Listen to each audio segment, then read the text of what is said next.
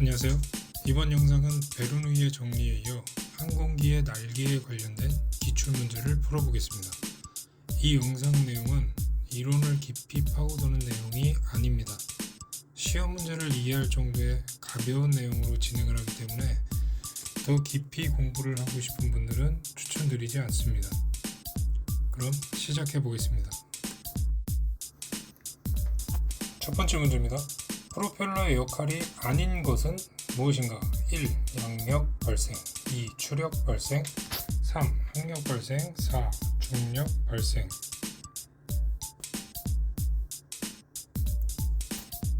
답은 4번 중력 발생입니다. 중력은 지구가 잡아당기는 힘이죠. 그래서 프로펠러의 역할이라고 할 수 없습니다. 초경량 비행장치 중 프로펠러가 4개인 멀티콥터를 무엇이라고 부르는가? 1. 헥사콥터 2. 옥터콥터 3. 쿼드콥터 4. 트라이콥터 정답은 3번 쿼드콥터입니다. 멀티콥터는 프롭의 개수에 의해서 다양하게 불리는데요. 바이콥터를 2개, 트라이콥터는 3개, 쿼드콥터를 4개, 헥사콥터는 6개, 옥터콥터는 8개, 도데카콥터는 12개. 이렇게 프롭의 개수에 따라서 다양한 명칭으로 불리기 때문에 알아두시면 도움이 되실 겁니다. 멀티콥터 프로펠러 피치가 1회전 시 측정할 수 있는 것은 무엇인가? 1. 속도 2. 거리 3. 압력 4. 온도 정답은 2번 거리입니다. 이 문제는 먼저 프로펠러 피치가 뭔지를 알아야 합니다.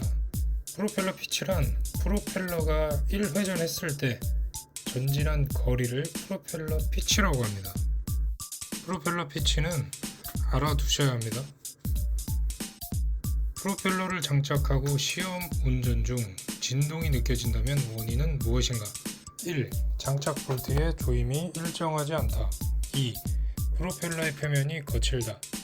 3. 출력에 비해 큰 프로펠러를 장착했다. 4.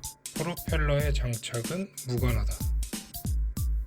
정답은 1번 장착 볼트의 조임이 일정하지 않다입니다. 프로펠러를 사용하는 비행 장치의 대부분의 진동의 원인은 프로펠러 장착 볼트의 조임이 일정하지 않을 때 발생합니다. 이 문제는 비슷한 문제인데요. 프로펠러를 장착하고 시험 운전 중 진동이 느껴진다면 원인은 무엇인가? 1번 프로펠러의 진동이 느껴진다. 2번 모터의 속도가 늦어진다. 3. 기체가 떨린다. 4번 배터리에 열이 난다. 정답은 1번 프로펠러의 진동이 느껴진다입니다. 블레이드 종횡비의 비율이 커지면 나타나는 현상이 아닌 것은 무엇인가? 1. 유해항력 증가 2. 활공 성능 증가 3. 유도항력 감소 4. 양항비 감소 정답은 4번 양항비 감소입니다. 이 문제를 풀기 위해서는 종횡비라는 것에 대해서 무엇인지 알아야 하는데요. 종횡비란 가로 세로비라고도 하고요. 날개의 가로 세로비를 말합니다.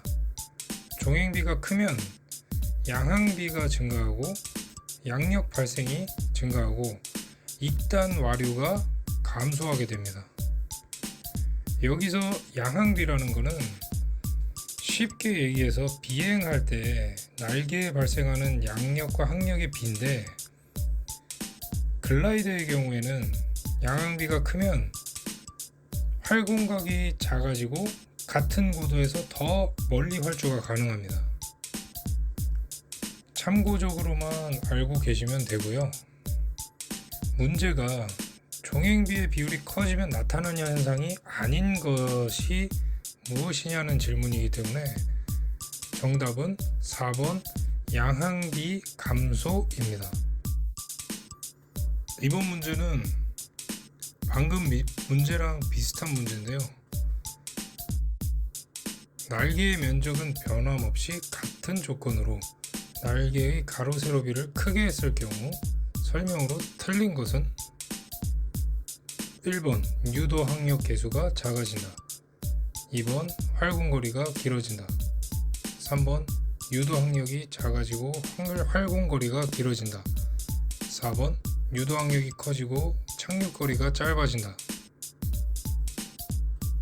네, 정답은 4번 유도 항력이 커지고 착륙거리가 짧아진다입니다. 자, 이전 문제에서 종횡비 가로 세로비가 크면 양항비가 증가하고 양력 발생이 증가하고 이단 와류가 감소한다고 말씀을 드렸습니다. 그런데 여기서는 유도 항력이 커지고라고 되어 있는데요. 이단 와류가 감소하게 되면 유도 항력은 작아지게 됩니다. 그래서 이번 문제의 정답은 4번이 되겠습니다.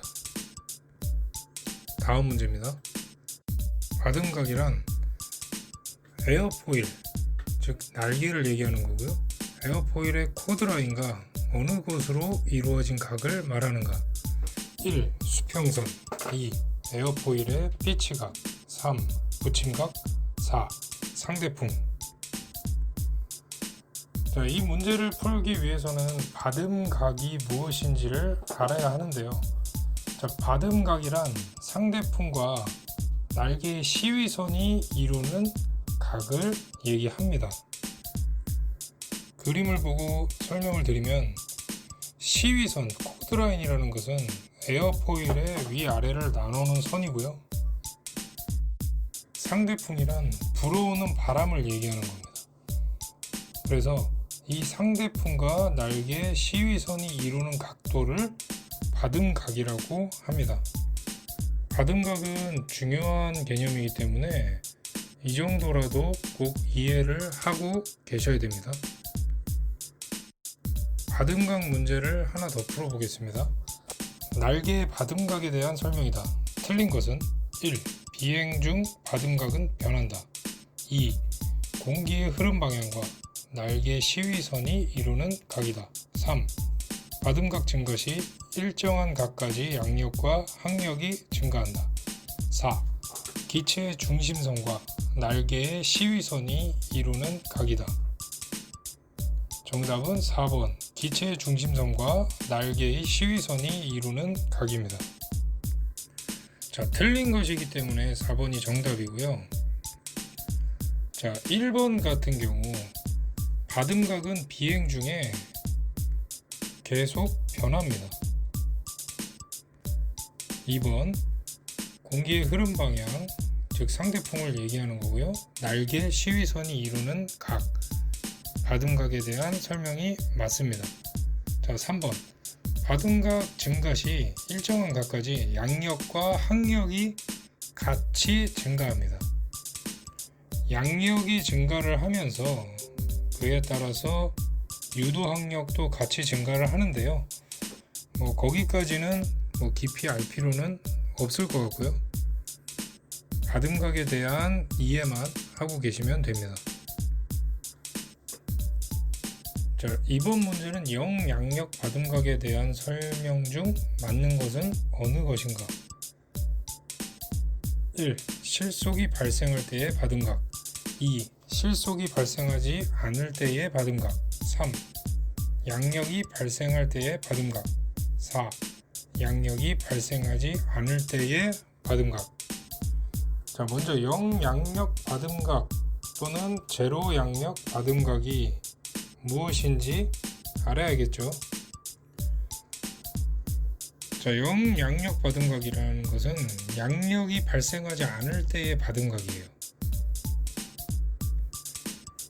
제로 양력 바등각을 넘어가면 양력이 발생을 하게 됩니다. 그래서 이번 문제의 정답은 3번 양력이 발생할 때의 받음각입니다. 네, 다음 문제입니다. 받음각이 변하더라도 모멘트의 개수값이 변하지 않는 점을 무슨 점이라 하는가? 1번 공력중심, 2번 압력중심, 3번 발력중심, 4번 항력중심.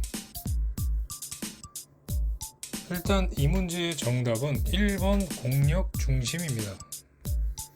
자, 여기서 여러분들이 알고 계셔야 할 두 가지가 있는데요. 공력중심과 압력중심입니다. 중요한 차이는 공력중심은 날개의 받음각이 변해도 변하지 않는 기준점이에요. 그에 반해서 압력중심은 날개에 작용하는 힘, 양력과 항력이 집중되는 점이고요. 이 압력중심은 받음각이 커질수록 앞전으로 이동을 하게 되어 있습니다. 깊게 들어갈 필요 없이 이 공력중심과 압력중심의 차이만 이해를 하고 계시면 뒤에 요 비슷한 문제들이 몇 가지 나오는데 이런 문제는 100% 맞추실 수 있을 겁니다. 자, 이번 문제도 비슷한 문제입니다. 문제: 날개꼴의 임의 지점에서 중심을 잡고 받음각의 변화를 주면 기술을 들고 내리게 하는 피칭 모멘트가 발생하는데 이 모멘트 값이 받음각에 관계없이 일정한 지점은 무엇인가? 1번 압력 중심, 2번 공력 중심, 3번 무게 중심, 4번 평균 공력 시위. 정답은 2번 공력 중심입니다. 자, 이 문제가 쓸데없이 깁니다. 근데 중요한 건 맨 아래에 받음각에 관계없이 일정한 지점이라고 되어 있죠. 네, 그렇다면 답은 공력 중심입니다. 이제 이런 종류의 문제는 그렇게 어렵지 않게 푸실 수 있을 거예요. 자, 다음 문제입니다. 날개에서 압력 중심의 설명이다. 맞는 것은 어느 것인가? 1. 날개에서 양력과 항력이 작용하는 점이다. 2. 받음각과는 관계가 없다. 3. 수평 비행 중 속도가 빨라지면 전방으로 이동한다. 4. 비행 자세에 영향을 받지 않는다. 정답은 1번 날개에서 양력과 항력이 작용하는 점이다. 압력 중심에 대해서 다시 한번 말씀을 드리겠습니다. 날개에 작용하는 모든 힘, 즉 양력과 항력이 집중되는 점을 얘기하는 거고요. 받음각이 커질수록 앞전으로 이동하는 경향이 있습니다. 자, 이 기준으로 보기를 다시 한번 읽어볼게요. 1번 날개에서 양력과 항력이 작용하는 점이다. 맞죠? 2번 받음각과는 관계가 없다라고 되어 있는데 관계가 있죠. 받음각이 커질수록 압력 중심은 전방으로 이동을 한다고 그랬습니다. 3번 수평 비행 중 속도가 빨라지면 전방으로 이동한다. 아니죠. 속도가 빨라진다는 것은 받음각이 낮아진다는 거거든요. 그래서 아니고요. 4번 비행 자세에 영향을 받지 않는다도 아니죠. 네, 그래서 정답은 1번이 되겠습니다. 자, 다음 문제입니다. 날개의 붙임각에 대한 설명으로 옳은 것은 1. 날개의 시위와 공기 흐름의 방향과 이루는 각. 2. 날개의 중심선과 공기 흐름 방향과 이루는 각. 3. 날개 중심선과 수평축이 이루는 각. 4. 날개 시위선과 비행기 세로축선이 이루는 각. 정답은 4. 날개 시위선과 비행기 세로 축선이 이루는 각입니다. 자, 계속 저희는 받음각에 대해서 공부를 했는데요. 갑자기 붙임각이라는 게 나왔습니다.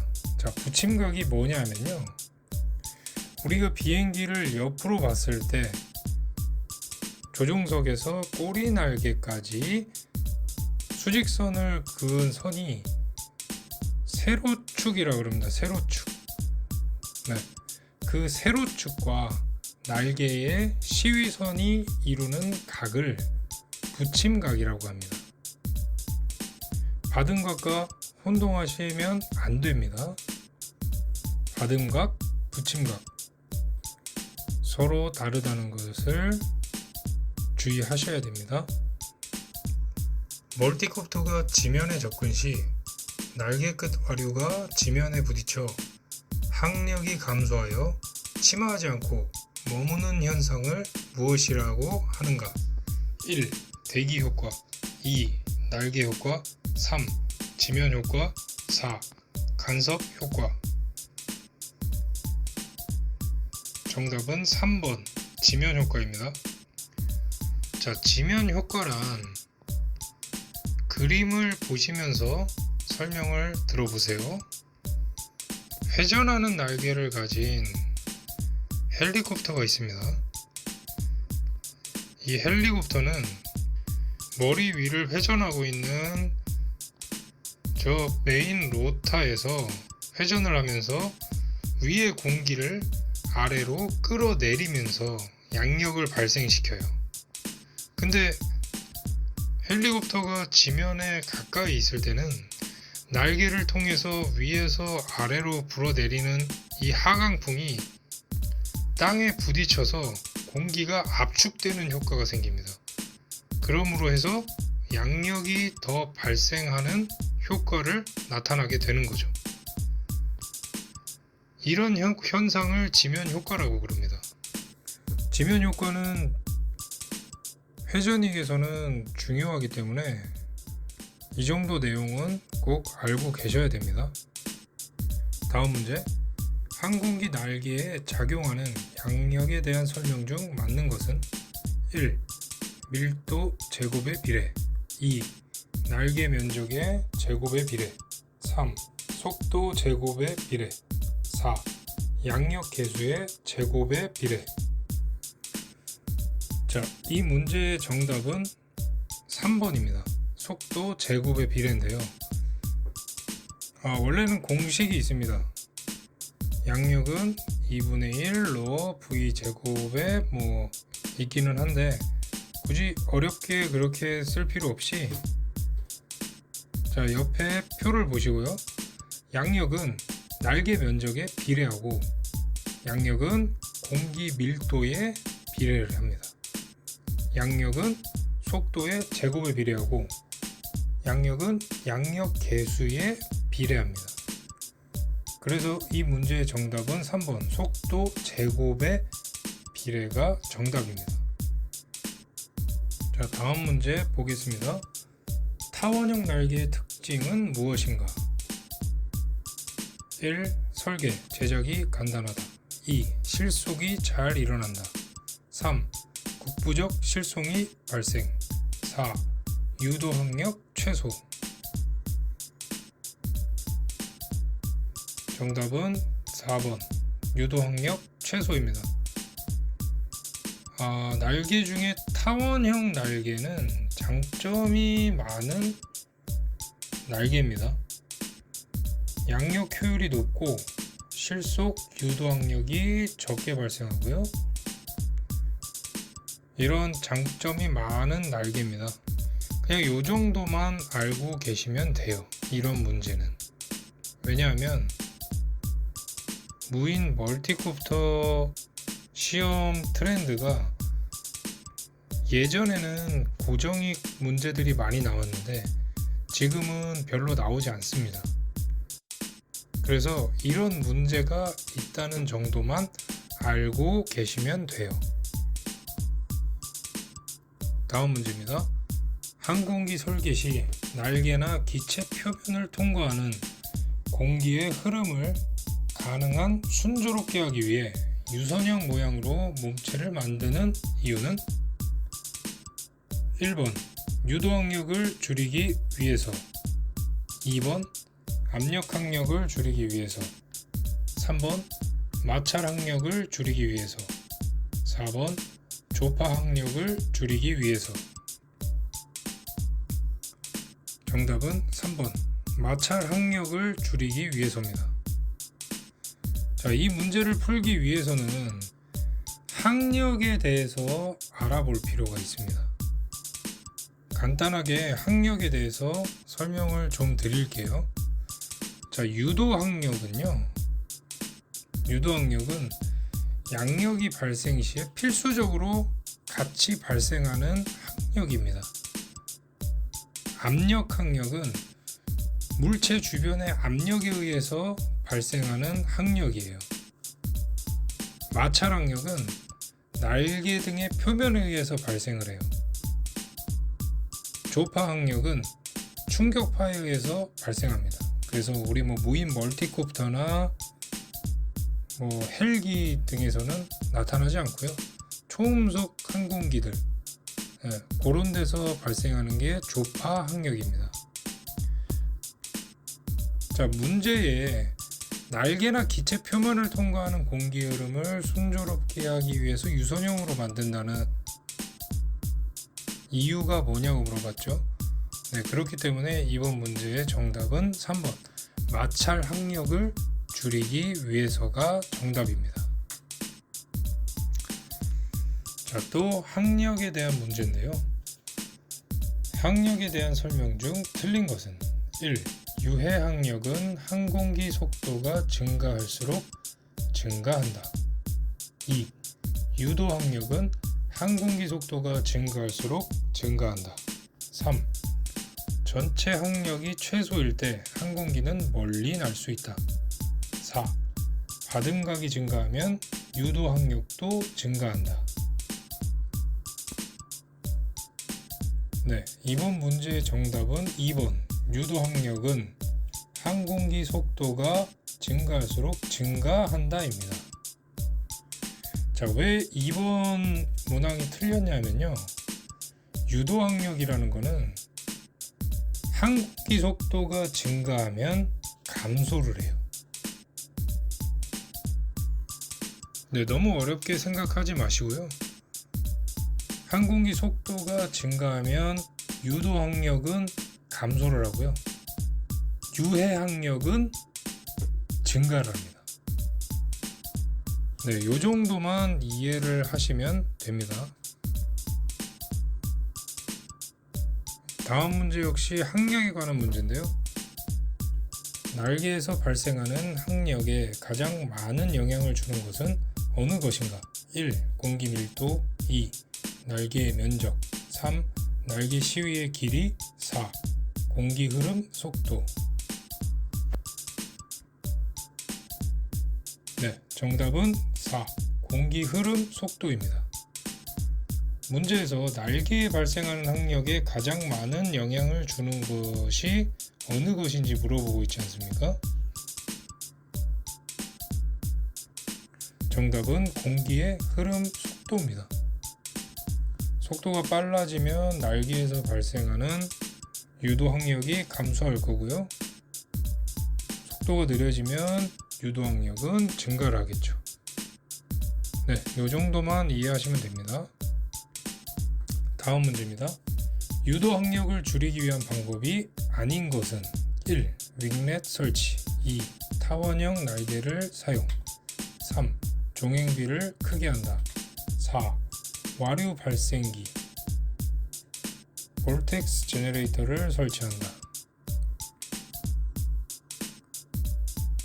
정답은 4번 와류 발생기 설치입니다.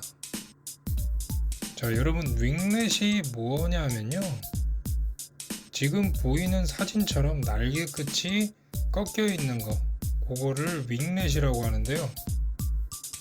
고정익 항공기뿐만 아니라 우리 드론, 무인 멀티콥터나 회전익 항공기들도 저렇게 끝단을 위나 아래로 꺾어서 익단 와류를 감소시키고 유도압력을 감소시킬 목적으로 저렇게 설치를 한 게 있습니다. 자, 이 문제에서는 유도압력을 줄이기 위한 방법이 아닌 것이잖아요. 이 와류 발생기라는 거는 이 인위적으로 와류를 만들어내는 거기 때문에 아니죠. 네, 그래서 이번 문제의 정답은 4번 와류 발생기 설치입니다. 다음 문제입니다. 활공비에 대한 설명이다. 틀린 것은 1. 활공거리를 고도로 나눈 값이다. 2. 활공비가 좋다는 것은 활공각이 작다는 것이다. 3. 활공비와 양향비가 같다. 4. 엔진의 출력을 완속 상태에서 최대 비행거리를 말한다. 자, 활공비에 대해서 다시 한번 설명을 드리겠습니다. 자, 활공비란 일정한 높이에서 얼마나 멀리 날아갈 수 있는가를 나타내는 비율이에요. 활공거리를 고도로 나눈 값입니다. 멀리 비행을 하려면 활공각이 작아야 해요. 반대로 활공각이 크면 비행거리가 짧겠죠. 그리고 활공비와 양항비는 같습니다.